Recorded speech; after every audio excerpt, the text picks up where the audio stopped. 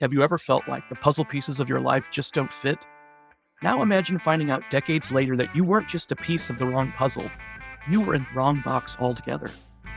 Today, we're sharing one of the most mind-blowing, heart-wrenching stories we've ever featured on Family Twist.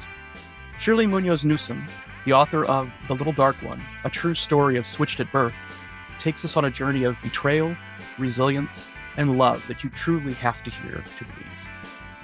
From the moment Shirley discovered she'd been switched at birth, her world flipped upside down. But this story is more than just a shocking DNA revelation. It's about finding family in the unlikeliest places, healing from trauma, and the power of faith to carry you through life's toughest twists. And let's just say, betrayal and tabloid scandals are only the beginning. Stick with us because this episode will have you questioning everything you thought you knew about family. Shirley, welcome to the Family Twist podcast. Good morning. Thank you for inviting me. I hope everything goes great this time. It's going to go great. I can just feel it. So, listeners, I met Shirley at the Untangling Our Roots Summit earlier this year. Just a magical weekend, like an unforgettable weekend, I would say. And it just, full of adoptees and NPEs and donor-conceived people and their support system. It was just great. Reflecting on that weekend, Shirley, how do you feel about our community? I visited with Lily Wood, and she said it's a group of nodding heads. I thought that is so true, because typically when we say something to someone, like even in my family, they're like, oh, but they don't get it. And most people don't. So the summit was the first time I had ever been in a group of people that understood. And it was such a phenomenal feeling to have someone just go, yeah, I get that. I think since I moved away from my hometown, I lost the people that knew how I really felt about my adoption and, growing up that way. Because it's so funny now that as an adult, when I started meeting people and telling my story, they made such wild assumptions about the way I would feel.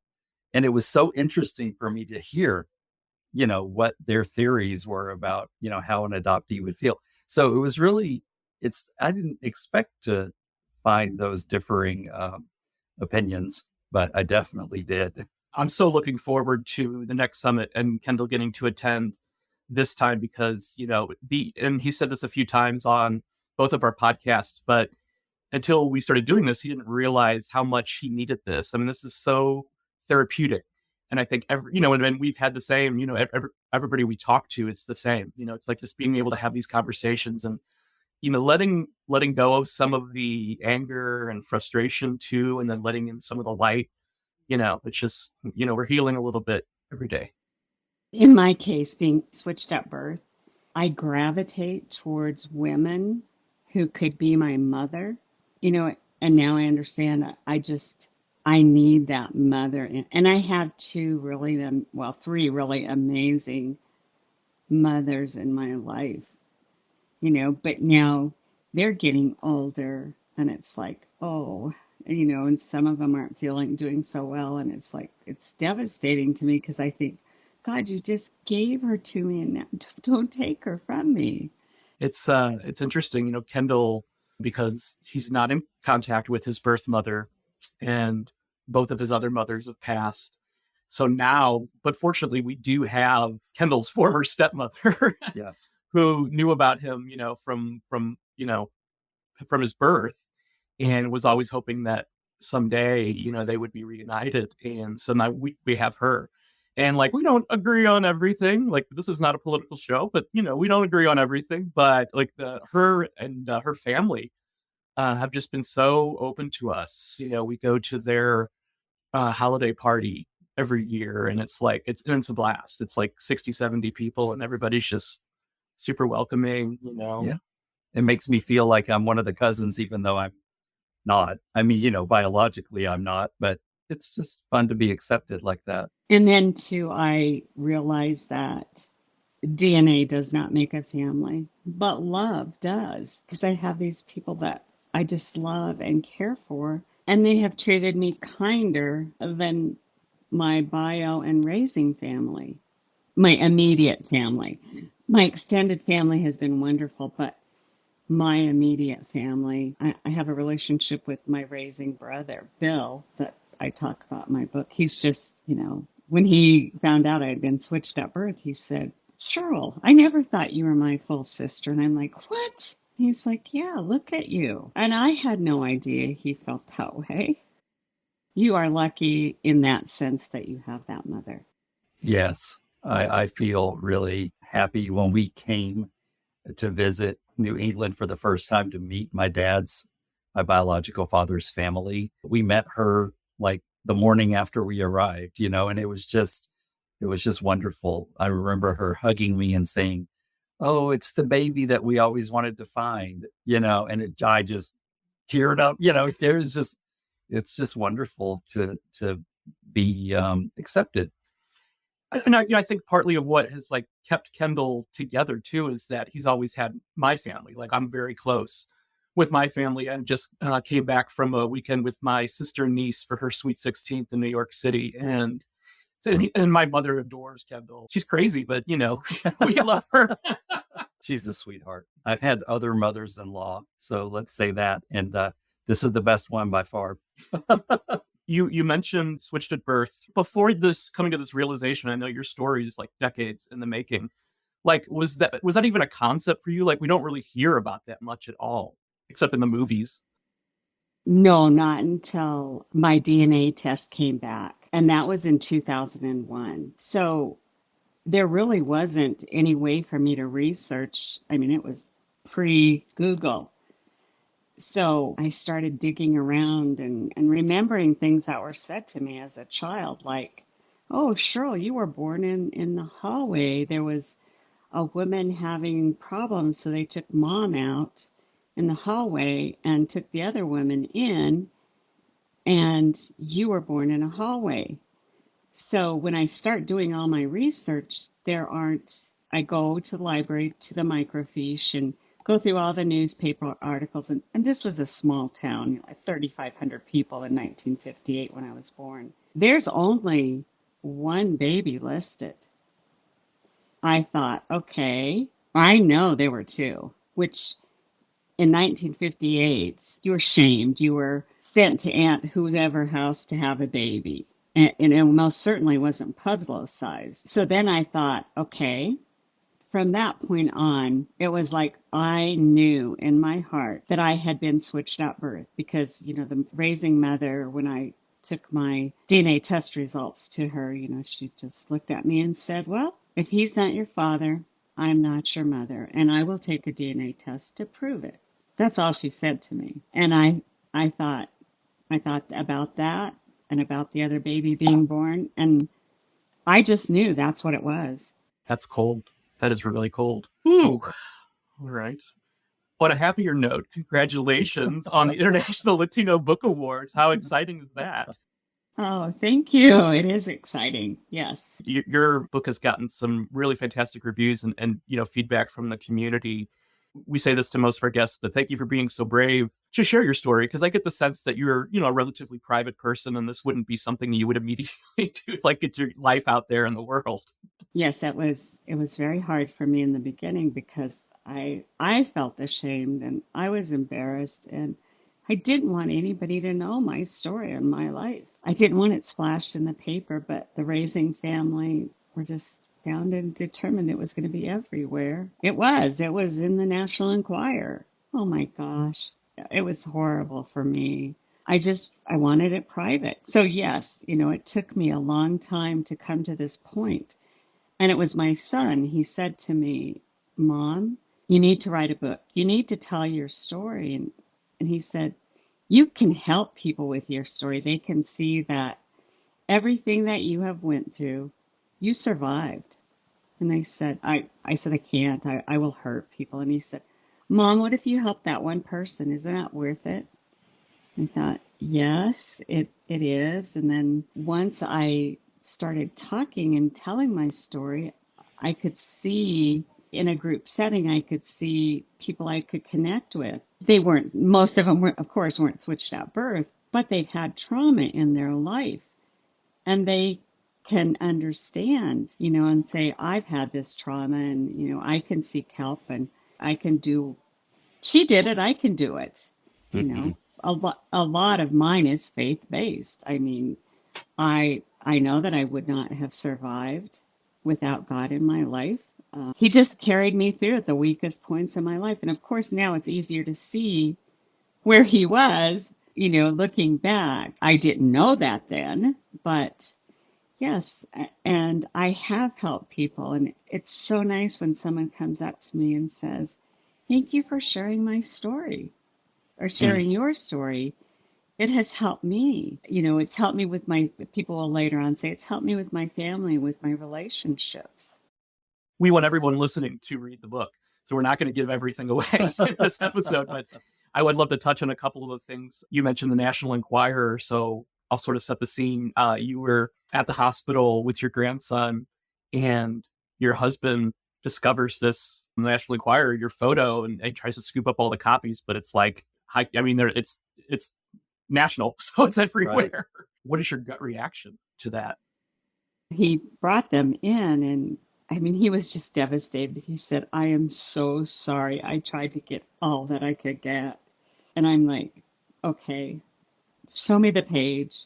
And he did. And I was like, I was so devastated.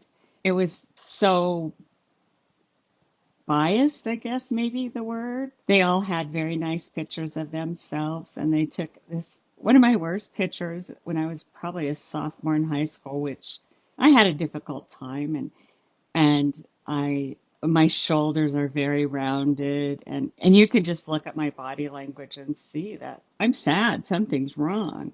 But I mean, it's this horrible picture, and I just could not understand how you could sell your story, because I found out later on they sold it for $600. Why would I don't understand it. It was humiliating already. And to me, and I felt like this, I was made to feel like this was my fault. Wow. And correct me if I'm wrong, but it was the woman you were switched with and one of your raising sisters that sold the story? Like, how did they even team up to do this? Did they even know each other?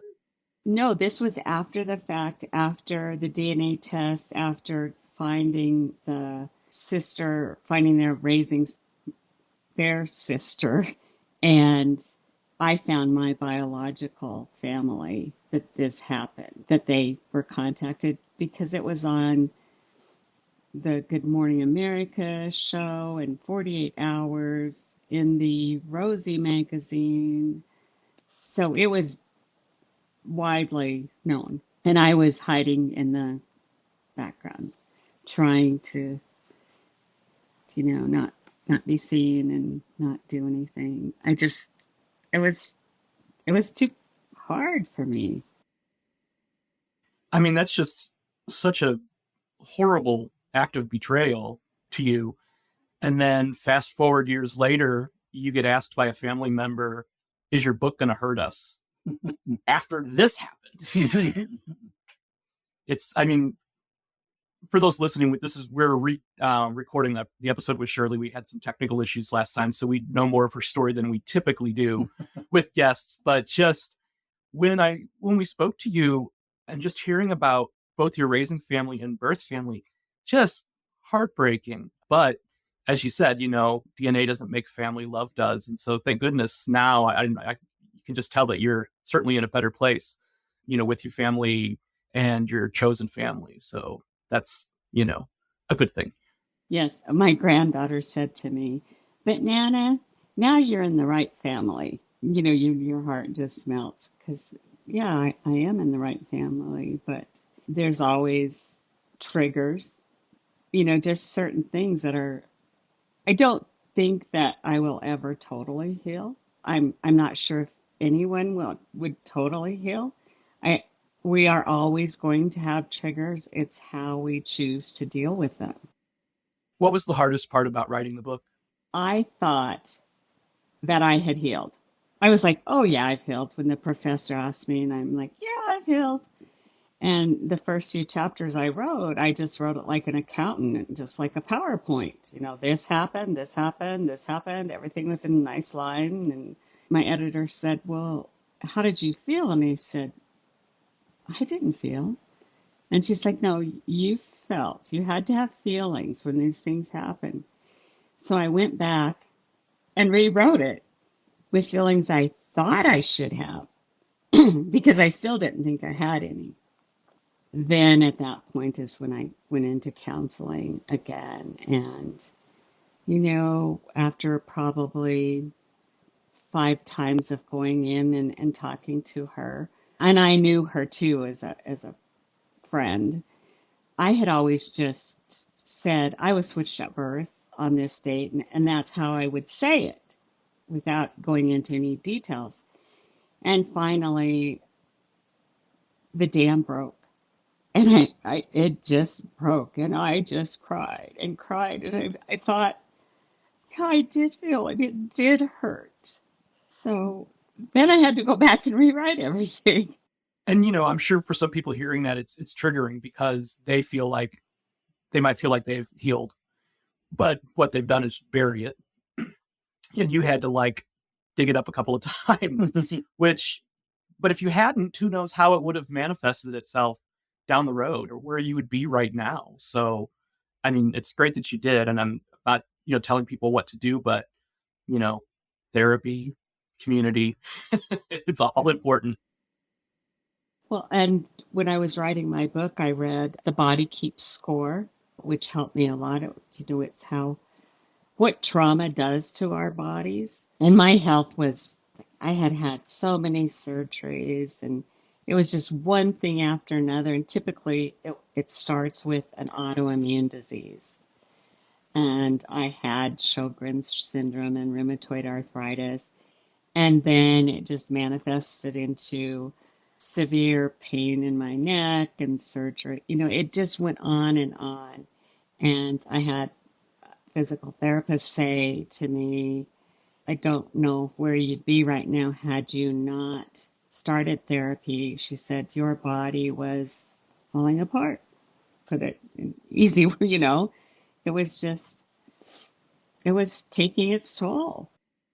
And you two were kind of just talking about things that made me think of how ambivalent I can be about my grandparents on my biological, on both sides, because, I hear stories of my father's parents, who of course were upset, disappointed in my father, for being a boy and getting a girl pregnant. And, they weren't interested to, raise a baby, which, I don't really understand that, but I try not to judge that decision either.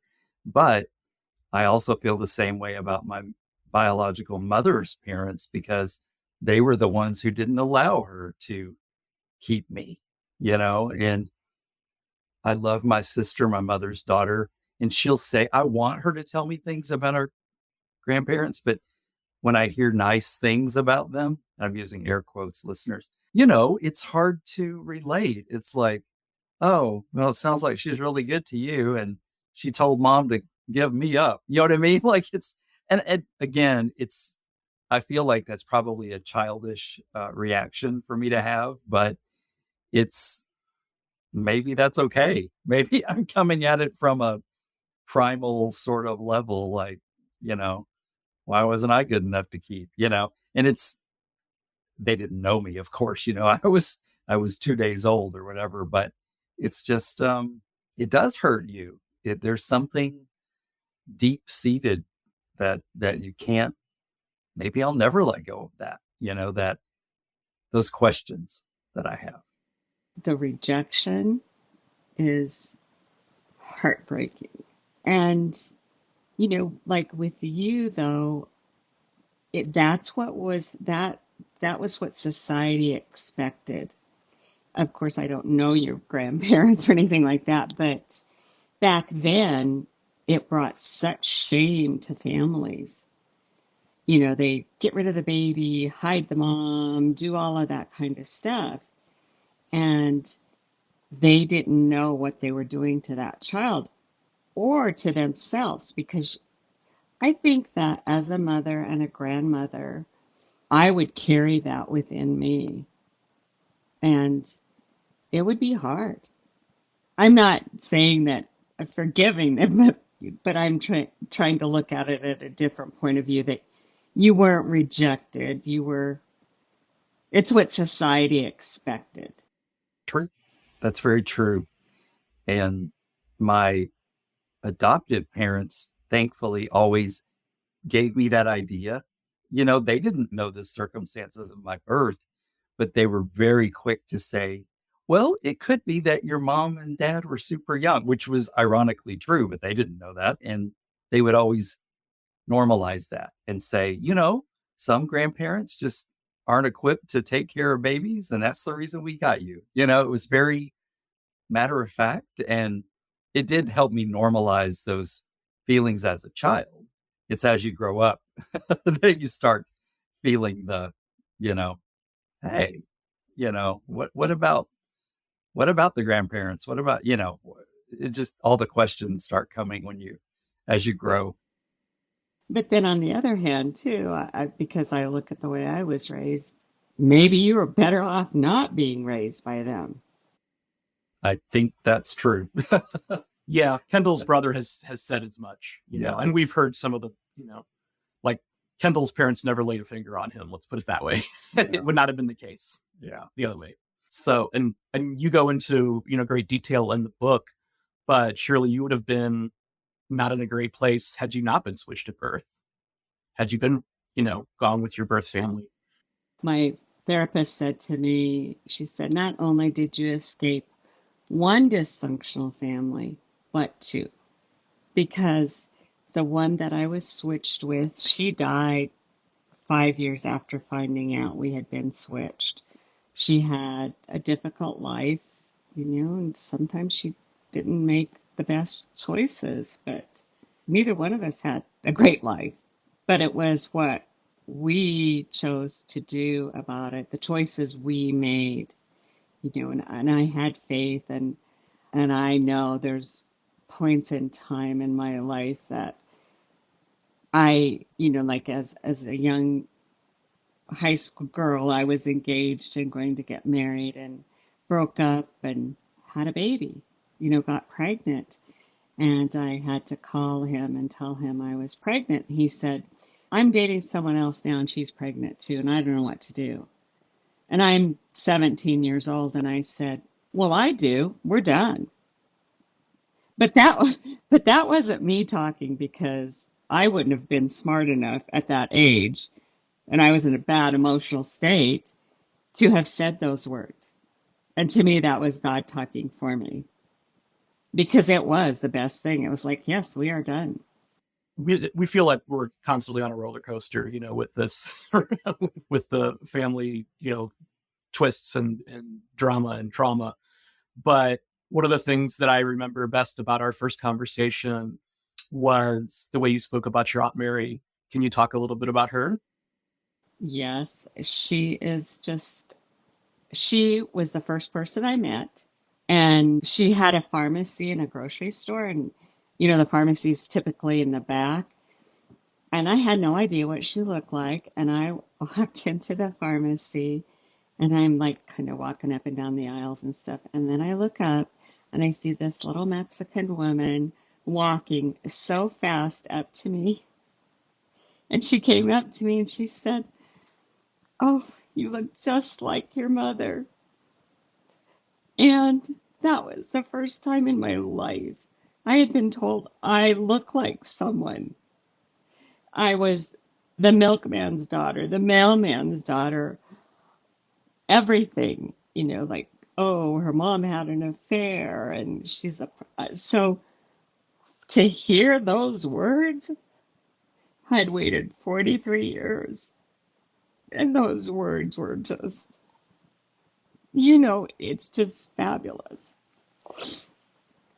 And we just had this instantaneous connection of love. And she taught you how to make Mexican food too, right? Yes, she did.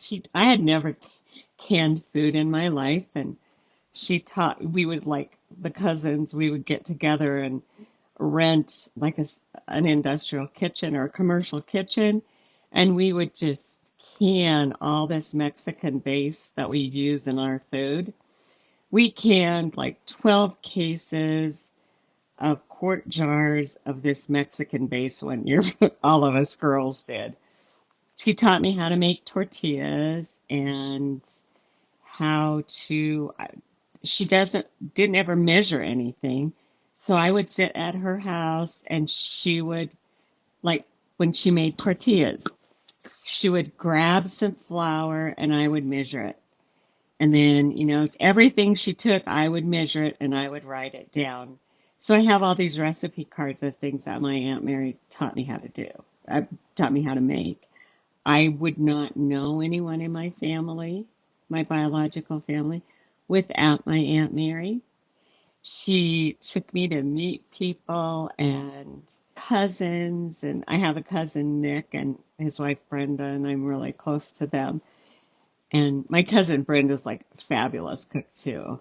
And I'm always Nick and I are sitting there and Brenda's whipping these tortillas out. And I'd say to Nick, I wish I could make my goal is to make perfectly round tortillas.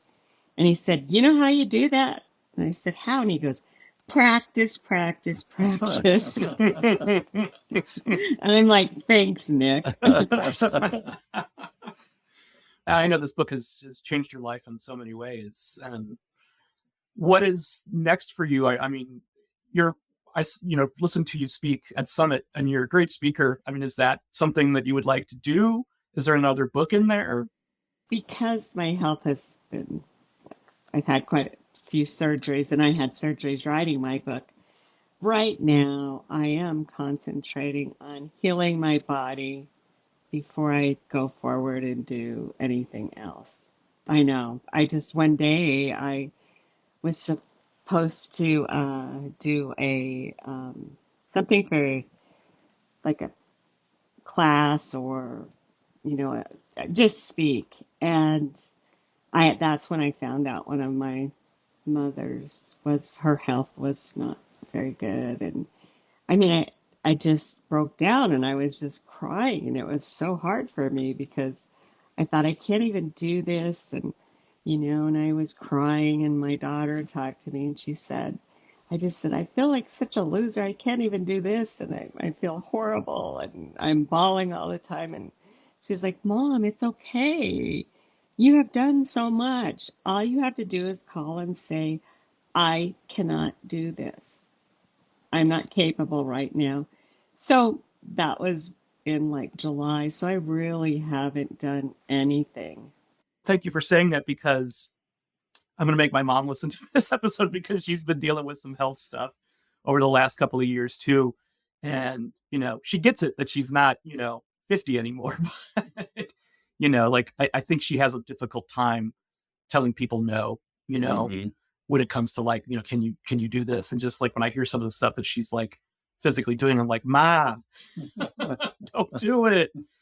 But so thank you for saying that. I'll make sure she listens to this episode. Typically, I'm not much of a crier, but I was just sobbing.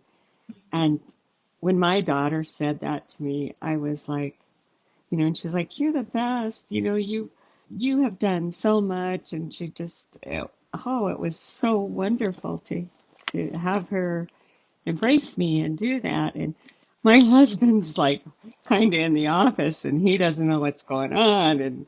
And then they had got everything ready at the hot tub and got me chocolates and ice water and got everything ready so I could go sit in the hot tub and relax.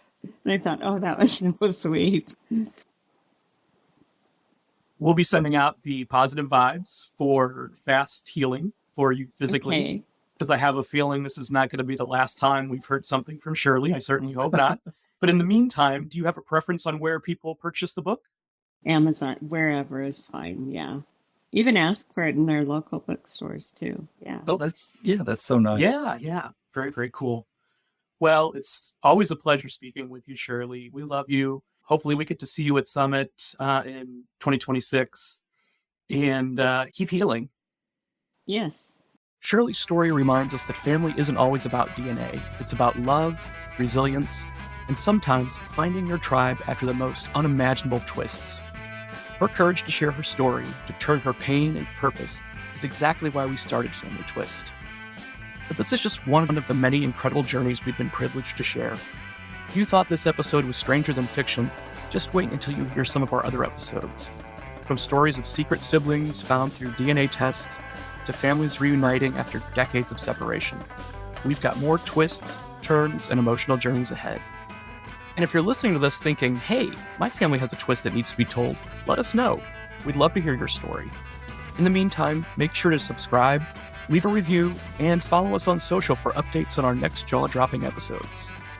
And remember, family secrets are the ultimate plot twist.